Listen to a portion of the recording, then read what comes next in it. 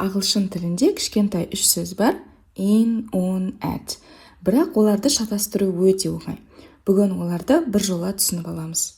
I'm in the bus stop бола ма, әлде at the bus stop бола ма, сабақтың соңына дейін айтатын боламын. In предлогы ішінде деген мағынаны білдіреді. Яғни қабырғасы бар, ішіне кіре алатын жер. Мысалы, the cat is in the box. Мысық қораптың ішінде. There are some toys in the room. Бөлмеде бірнеше ойыншықтар бар. They are in the car. Олар көлікте, яғни көліктің ішінде.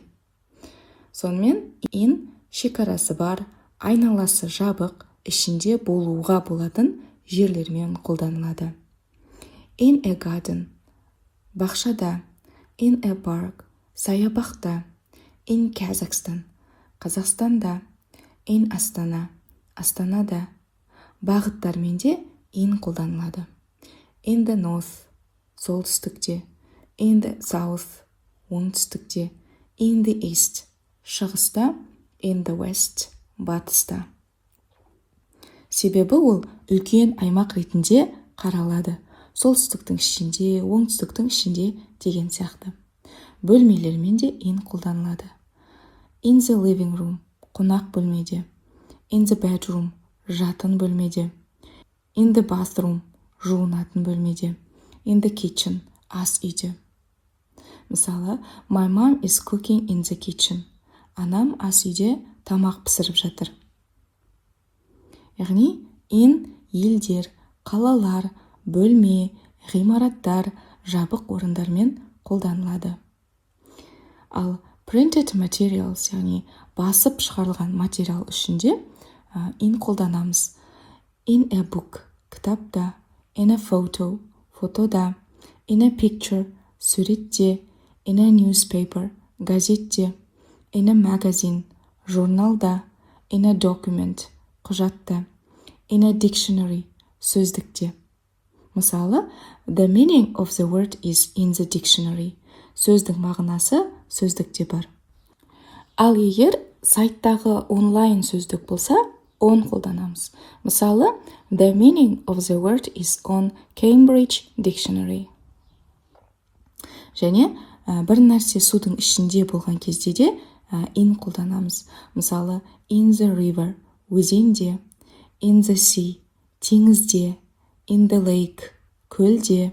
In the pool, бассейнде. In the ocean, мұхитта. Мысал сөйлемдер: we swam in the sea last summer. Өткен жазда біз теңізде жүздік. Dolphins live in the ocean. Дельфиндер мұхитта өмір сүреді. Келесі on предлогы. On предлогы үстінде деген мағынаны білдіреді. Бір нәрсе басқа нәрсенің үстінде, бетінде тұрса, on қолданылады. Мысалы, the book is on the table. Кітап үстелдің үстінде. The cat is on the chair. Мысық орындықта отыр, яғни орындықтың үстінде. The pictures are on the wall. Суреттер қабырғада ілулі тұр. Яғни қабырғаның бетінде тұр. Сондай-ақ shelf, floor, ceiling бәрі ағылшын тілінде бет ретінде қарастырылады. Сол себепті on қолданылады. On the shelf, сөреде. On the ceiling, төбеде. On the floor, еденде. Floor қабат деп те аударылады. Мысалы, on the first floor, бірінші қабатта. On the fifth floor, бесінші қабатта. Мысал сөйлем: my office is on the first floor near the elevator. Менің офисім бірінші қабатта, лифттің жанында. She lives on the fifth floor. Ол бесінші қабатта тұрады. Left және right деген бағыттармен қолданамыз. On the left, сол жақта. On the right, оң жақта. The bathroom is on the left. Жуынатын бөлме сол жақта. The girl on the right is my sister. Оң жақтағы қыз менің әпкем. көше атаулары үшін. Көшені біз беткі қабат немесе ұзын сызық ретінде қарастырамыз. Сондықтан I live on Абай Street. Мен Абай көшесінде тұрамын. We met on Достық Avenue. Біз Достық даңғылында кездестік. Public transport. Қоғамдық көліктермен. Қоғамдық көліктің ішінде тұрып жүре алатын болған соң on қолданылады. Мысалы, on a bus, автобуста, on a train, пойызда, on a plane, ұшақта, on a ship, кемеде. Егер біз бір нәрсенің үстіне мініп отырсақ немесе үстінде тұрсақ, on қолданамыз. On a horse, аттың үстінде, on a bicycle, велосипедте, on a motorbike, мотоциклде, on rollerblades, роликте. Аяққа келгенмен үстінде тұрғандай қарастырылады. Мысалы, the children are on rollerblades. Балалар ролик теуіп жүр. Онлайн, яғни желідегінің бәрі on арқылы қолданылады. Мысалы, on YouTube, YouTube'да, on Instagram, Instagram'да, on TikTok, TikTok'та, on WhatsApp, WhatsApp'та, on TV, теледидарда, on the radio, радиода, on the news, жаңалықтарда, on a live stream, тікелей эфирде. She posted a photo on Instagram. Ол Instagram желісінде сурет жариялады. We talk on WhatsApp. Біз WhatsApp'та сөйлесеміз. I saw him on TV. Мен оны теледидардан көрдім. Add предлогы. Ағылшын тілінде add предлогын біз белгілі бір нүкте, орын немесе мекен жай туралы айтқанда қолданамыз. Мысалы, he is at the door. Ол есік алдында тұр. Бір заттың жанындағы нүктені көрсету үшін at қолданылады.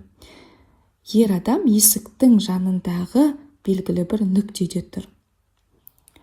She is sitting at the table. Ол үстел басында отыр, яғни үстелдің жанында отыр. Ал егер on the table десек, үстінде отыр дегенді білдіреді. The car stopped at the traffic lights.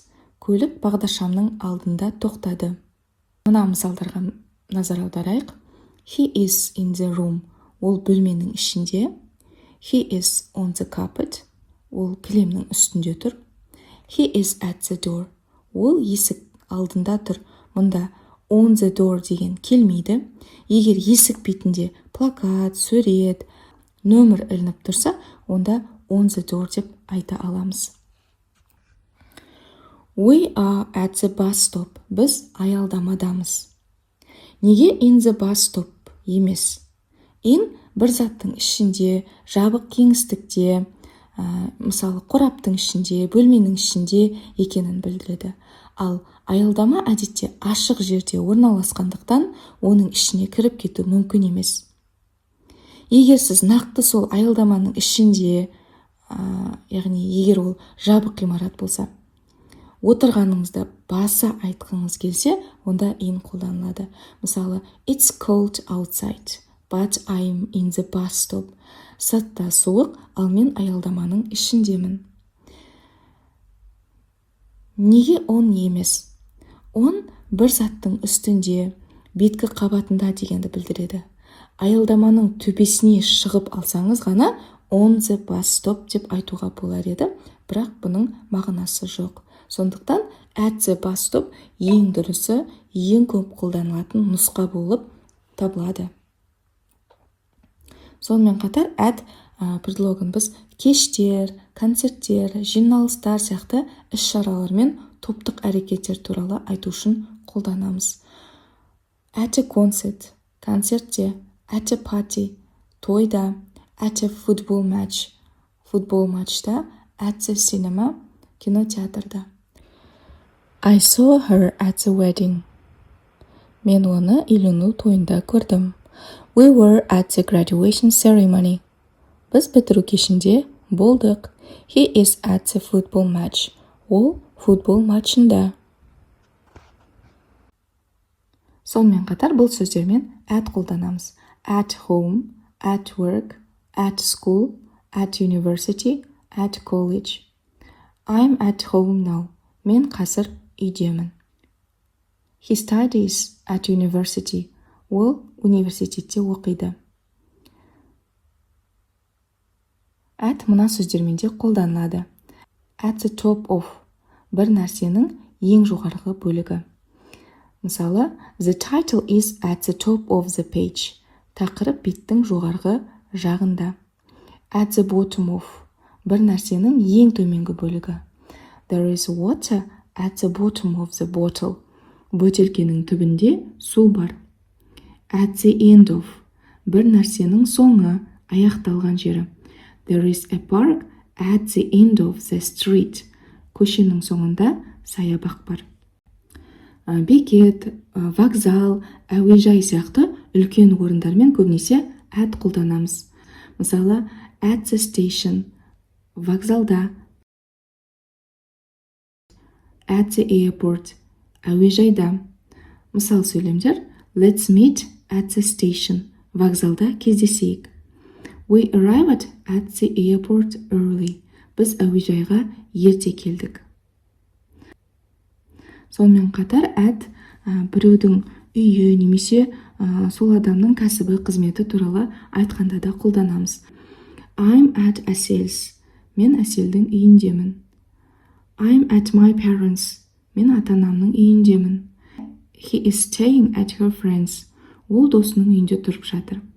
Мұнда house жиі айтылмайды, түсінікті болғандықтан қысқарады. At the doctor's. Дәрігердің қабылдауында. I'm at the doctor's. Мен дәрігердемін. She is at the dentist's. Ол тіс дәрігерінде. At the hairdresser's. Шаштаразда. At the beauty salons. Сұлулық салонында. At the butcher's. Ет сататын дүкенде. At the baker's. Наубайханада. At the chemist's. Дәріханада. At the greengrocer's. Көкөніс дүкенінде. In ішінде, on бетінде, at нақты нүктеде.